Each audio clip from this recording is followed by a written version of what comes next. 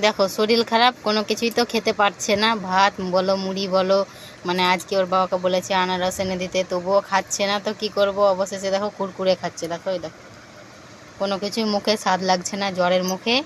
আজকে তো ওর বাবাকে বলেছে যে বাবা একটা আনারস এনে দিও, তো আনারস এনে দিয়েছে। তো আনারসটা খেয়েও তো বমি করে দিল, খেলো না। কেন খাবে না এটা? দেখো কোনো কিছু ওর মুখে মানে স্বাদ লাগছে না, কোনো কিছুই খাচ্ছে না। আর এই দেখো বন্ধুরা, ফ্যান কত সুন্দর হাওয়া দেখো। এই যে ওর বাবাকে বায়না করেছিল ফ্যান এনে দেওয়ার জন্য, তো এনে দিয়েছে। এটার আবার ফ্যান, কত সুন্দর হাওয়া আর শব্দটা দেখো।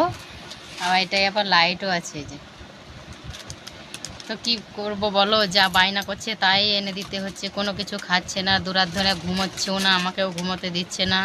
তো বন্ধুরা, তোমরা সবাই আশীর্বাদ করো আমার ছেলেকে যেন তাড়াতাড়ি সুস্থ হয়ে ওঠে। আর ওর জ্বর হলে পরে না কোনো কিছুই খাবে না।